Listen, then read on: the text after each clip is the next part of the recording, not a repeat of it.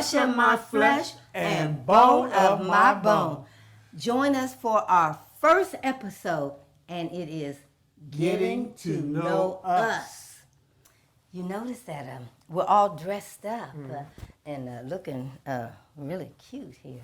I love it, baby. I do, but you guess what? I won't be dressing up like this all the time.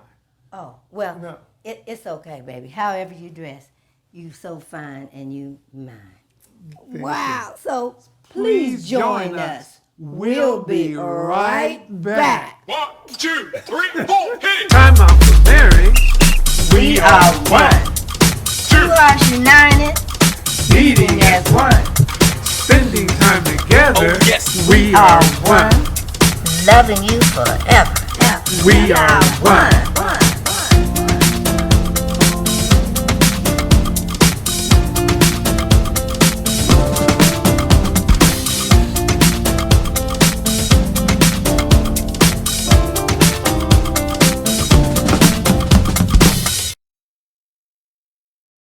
Welcome. We are so excited to be here. I'm Ralph. I'm Susan. And I'm Ralph. Anyway, we're here for what? A marriage talk show. Yes, we are one, flesh of my flesh and bone of my bone. We've been waiting on this for a while, and we've thought, well, this is our very first episode, and we need to introduce ourselves so you'll know us. We know you see us on Facebook platform, but we plan to have Other guests that Yeah, are here. yeah, And we're and- going to share some personal things also Yes. as we go along. right. So we think that we first need to start off with telling you who we are. And you might be asking, we're going to tell our story, but you want to know, why do we want to share our story? Because everyone has one. You know what? Before I go any further, but let's say this. I'll be reading most of this, and because I don't want to miss anything. Because you old. Because and I'm you old. would. Okay, because I'm old. But anyway, in Proverbs 18:22, it reads, "He who finds a wife finds a good thing and obtains favor of the Lord." Now, our story, I can't tell Susan's part, but I can tell my part. And I was saved at the age of 8, and by no means was I a perfect young man or perfect person, but I loved the Lord. As I matured, I met a lady whom I thought one day might become my wife, although we were not engaged or hooked up and had any plans for that. But I asked the Lord to direct me and show me if she should be my wife. And God showed me through a dream and a vision that yes, I could marry her. But if I did, I would be a hindrance to what he wanted to do in her life, and what he wanted to do, I would be a hindrance to what he wanted to do in her life. So my life and her life would be messed up, in other words. So I took her back to the Lord again, and I asked, Lord, is there another way that we can do this? And it took me a while, but I later just accepted what God had said. Then I asked God to direct my affections. Several months later, I heard Susan, and she was giving a fiery testimony at young people's meeting at our church. I could tell she was sincerely in loving the Lord in her voice and in the expressions that she had. I wasn't physically attracted to her. Why not? Well, she wasn't quite my. I wasn't brown enough. You weren't. Your mama was browner than me. You were browner than I was used to. Anyway, I wasn't physically attracted to her, but I wanted to encourage her. So I knew how the enemy would come and fight after having such a testimony. And I got her phone number. I think I got it from my cousin. And the next week, I called to encourage her. Now, baby, you got to say what happened. Well, it just so happened that when he called me, it was a time that I had been saved 5 months. I loved the Lord. I had never missed church. I was at everything that was going on. But my mother and I had had an argument. And so I decided that day, that evening, I wasn't going to young people's meeting that Monday night. Oh, that's right. So I went over to my girlfriend's house. And I just happened to call back home. And my mother said, and no cell phones then. This is way back in the day. And my mother said, a young man called you by the name of Ralph Ridley. And so I immediately hung up and I called the friend of mine, a church friend that I had met. And I asked her, I said, Brother Ralph Ridley called me. Do you have his number? She says, oh, yes, I do. I'll be glad to give it to you. And you called me, what did I say? You said, Praise the Lord. you said, praise the Lord. God has a blessing for you in store. And I said, well, good, he could keep it, because I'm not going to church today. And I had never felt like that or said anything like that. And as a result of that, and I immediately said, well, you said, why aren't you going to church? Yeah, because you were using your mother's car at the time. Yeah. And I said, oh, it's a long story. And you said, well, I'll pick you up. And I said, right. no, I got 3 kids, So, and you said, I didn't matter. yeah, you said, I'll pick you and your children up. Yes. And so he picked me up for church, and I don't even think we sat together or anything. It wasn't that type of party. No. At least not then. And so, and when you took me home, and we were just in the car, and we were just talking. And the kids was out just running up and down the street, waiting to go in the house. And to this day, we can't remember what we talked about, but we know we just laughed and we had so much fun while we were talking. And so that is how that sort of got started. Yeah. Now, remember, Susan was not the kind of lady I had been acquainted with, and she was loud. She had been married and divorced and had 3 kids, and she hadn't been saved that long. Nope. She was but 5 months. 5 months. But the more time I spent talking to her on the phone and at different times we would see each other, the more I found myself being attracted to her, and I enjoyed her humor, openness, and how she expressed her love for the Lord. I began to pray about our relationship because she was beginning to invade my personal time and my prayer life. And What you mean? well, I would get down, I was not used to this. I was getting down to pray, and instead of thinking of the Lord, I'd be thinking about her. And when I would be just doing certain things, I just think about the things we had talked about. You were invading my time that I had with the Lord. Yeah. So I needed to know, Lord, what am I supposed to do with this? So I began to tell God, I don't know how to be a father and or husband, and He told me to forget my weaknesses, only remember His strength. And you know what? I told the Lord that she was not like I thought she would be, and He said, He told me. And I like what He said. He said, I will make of her what I want her to be. And it wasn't my job to do that. If she was to be my wife, He would make her what He wanted to be. So there was a song that came to me, and it said, not what I wish to be, nor where I wish to go, for who am I that I should choose my way. Remember that? Uh-huh. The Lord shall choose for me. Is better far, I know. So let Him bid me go or stay. You stay, baby. Yeah, I remember that. So I just surrendered to His will. I wanted His will to be done because I wanted my marriage, my life, to be pleasing to Him and all those things. And there are a lot of very interesting things that went on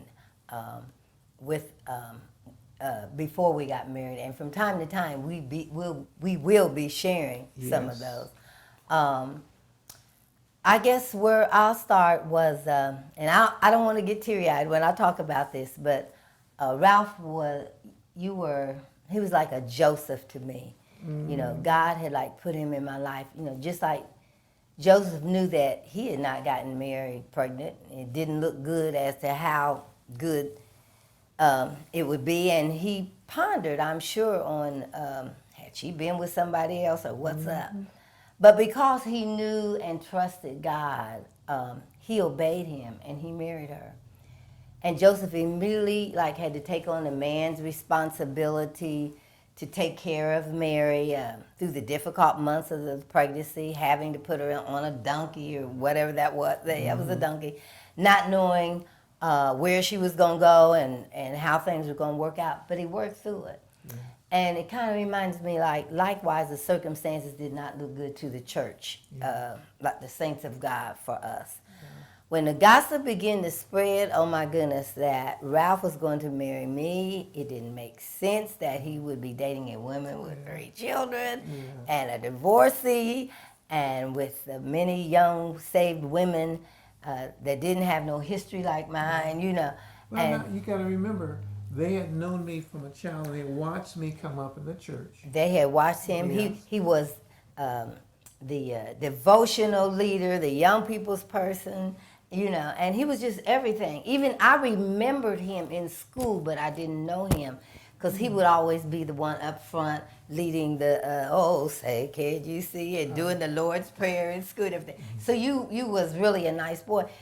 And I could understand that, but the people really, really did not take it very well at all. And they would come up to his mother and they just wore her out. Emma, we're praying. We know the Lord's going to undertake for you, and get this thing is not going to happen. Yeah. But you know, it I didn't. talked to my mama, and I told her, you know, don't worry, Mom, because I prayed, and the Lord told me that he would help me, and he would be with me, and that Susan was to be my wife.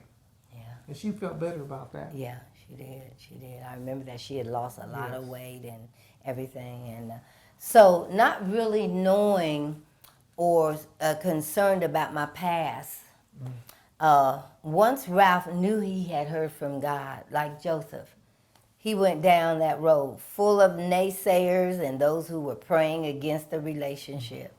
But his focus was being the man, the husband, the father that God would require him to be.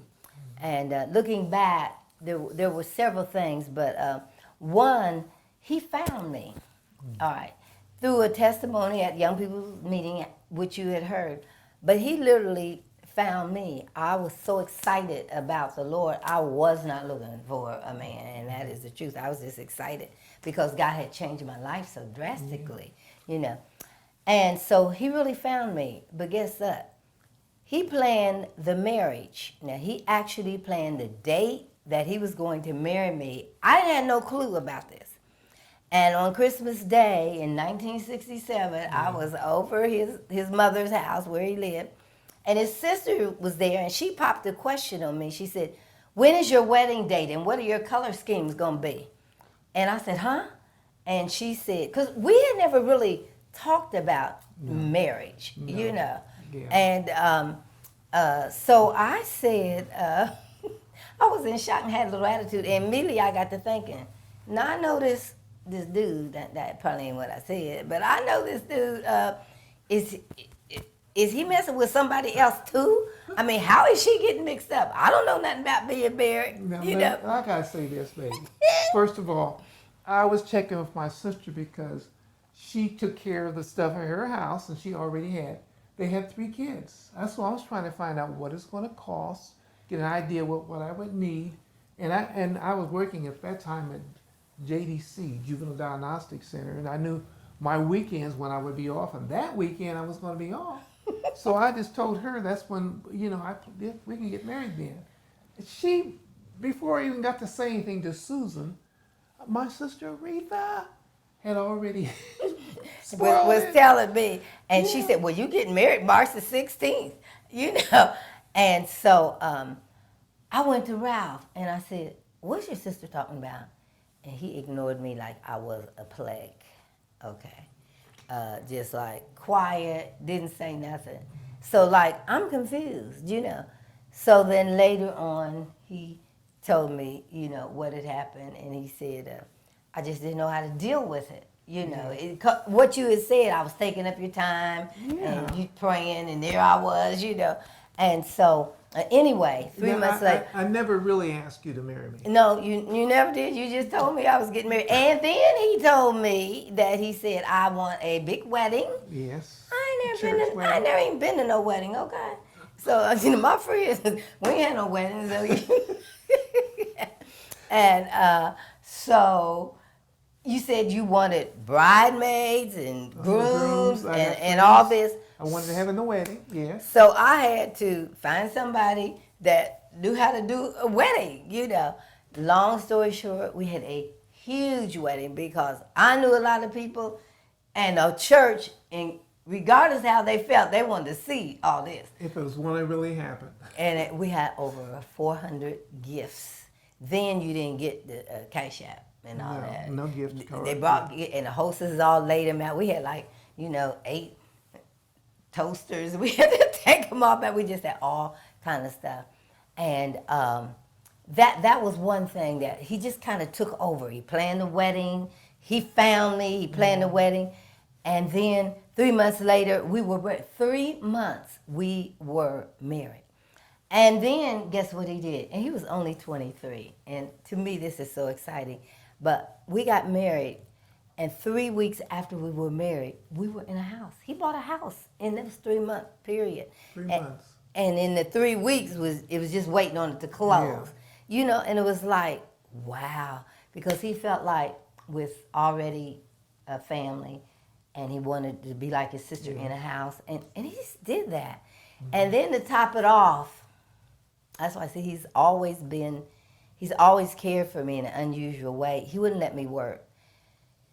Now, I had a large attitude about that. I have worked. I had good jobs. I worked at the depot. I worked at Western Electric. And I took care of my kids. I wanted to work. But I felt that she needed to be home she already had a family, had 3 kids, and she needed to be home. And I wanted her to be home, not having to worry about bringing money in and getting ready to go to work and hours and all that. I would get mad, and then I'd go find a job, and then he never was happy about it. And then I never stayed on the job more than 6 months. And the longest I ever stayed on was 18 months. And he thought that our lives should be more ministry-oriented, and I have to admit, yes, he was right. He loved outreach and street ministry, tent revivals. He was always dragging me to some tent revival. And we spent a lot of time ministering to people, having people over our house. And so we were very people-oriented. Mm-hmm. Now I realize that during these years, he had always just took the lead and led me.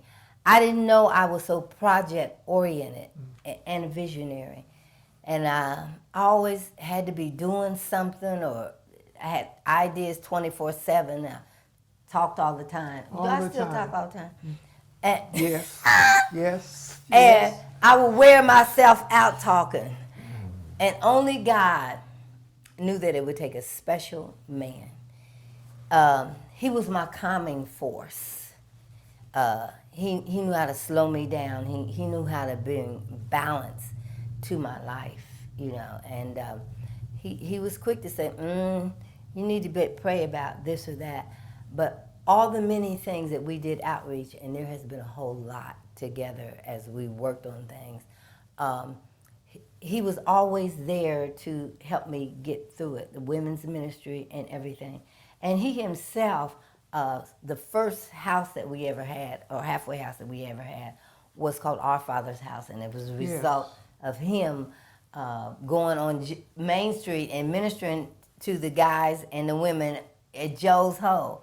And eventually, him and some brothers, we actually bought a house called Our Father's Coffee House, where we worked with drug addicts and all this stuff. So we just, I don't know what to say. I always felt like he always knew there was something. That's why he didn't really want me to work. He just knew there was something else.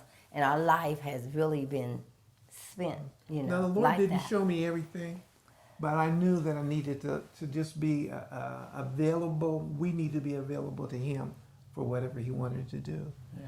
And due to the strong opinions of others that our marriage would fail, Yeah. we were determined to have godly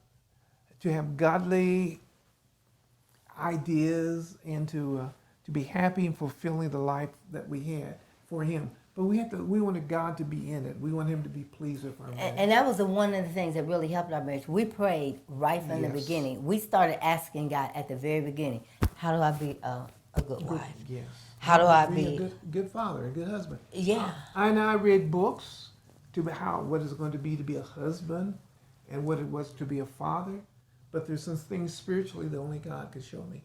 Yeah, So- yeah, and it was really good because we started off with praying. I mean, on a regular basis. Yes. Look, what do we get at the market today? How do we go shopping? I mean, it was unbelievable how we depended on him to Yes. help us do things because we were really scared that we weren't afraid, but so many people had talked against the marriage that was on our mind. We got to make sure we check with God for everything, you know. Yeah. And we wanted, like I said, wanted to please God. And we wanted our marriage to be an example to others. And early in our wedding, in our marriage, I keep saying wedding, baby, we've been married for 55 plus years. And we done got married 3 times because we Yes. had a big 25th wedding and Yes. 50th. Yes. I'll be 100 when it's time for our 75th. Yeah. You be 99. If I be here. Okay. Early in our marriage, we attended workshops, seminars to enhance our relationship. And during the late 70s and 80s, we realized that the need to bring other marriages together, couples and married together, as we openly shared both our victories and failures. Yeah, and that's where we had learned to become very transparent. Yes. And I think that's what got so much attention with the meetings and things that we had because we were just open and honest and we just told it like it was. And, well, I can't Yeah. think what I wanted to say about that, but it was just a point. I remember one time, well, go on, you were going to say something about we began getting to organize. Well, actually, we started having a prayer breakfast for the men at my house, and I didn't write this down, but I just was thinking about it because we had a lot of the women that were friends of yours whose husbands were not saved. Mm-hmm. So I began to having a prayer breakfast there on, what street was that? Edgar Street when we first got married. And this was the second house that we had. But when we had the prayer breakfast there, and Dickie Bryant and some other brothers actually would come over, and we would go downstairs and they would set up and actually have about breakfast. 20 men. 20 men. And the women would be calling me on the phone. They said, "What's going on? Is my husband getting saved? What's going on?" You know. And so marriage and people was always just all a part of our life. Yeah. We began to organize. Ways for married couples to have fellowship. Yeah, and So some included weekend camping trips, monthly gatherings, dinners, offering an evening of elegance and romance. And yeah. romance. And we didn't have to. Everything was at church, and we had everything not at church. So we would rent facilities, and this eventually, you know, we had the Valentine's thing, but even before we had It's a Love Thing, which has been the later years that we had, you know, in the 2000s. But back then, we would just do little things like have each other to touch each other, just to hold hands and to rub hands. And that sounds so silly, but there was a lot of couples that did not hold hands. They didn't touch, you know. And I remember that we wanted to introduce dancing. You remember that? Whoa. And you know, you did not dance. And I never could understand that, why you couldn't be up in your man's arms all wrapped up, and that was wrong. But you know, it was at that time.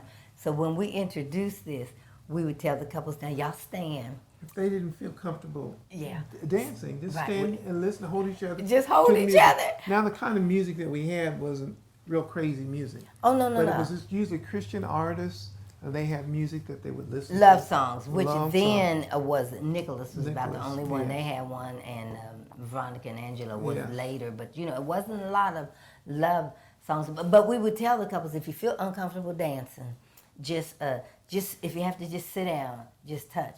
And some couldn't even really feel comfortable In doing that. So anyway, go ahead, Eddie. Yeah, I'm yeah. sorry. So realizing our passion and the heartbeat for marriage, we established time out for marriage. And in the fall of 98, wasn't it? Yeah. 1948. It served. 98, not 48. Oh, okay. It was before your time. 98.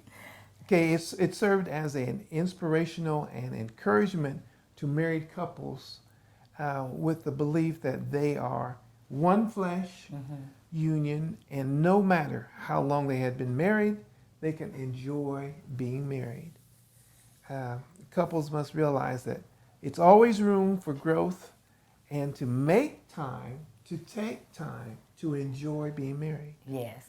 And so that's enough about us. What we're really excited to let you know that weekly we will be continuing with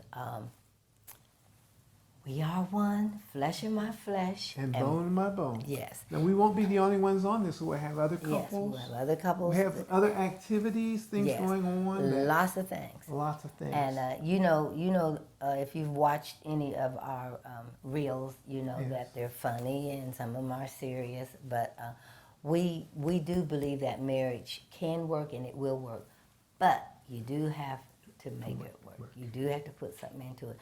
There's plenty of couples that are fine like they are, and they've never done anything different, and so they're like that. But there's a whole lot of them that are unhappy like Yes. that. And so we really believe that marriage can be happy regardless of the circumstances. So we hope that you will join Join us. us on next week. And We are one. flesh of my flesh and bone of my bone.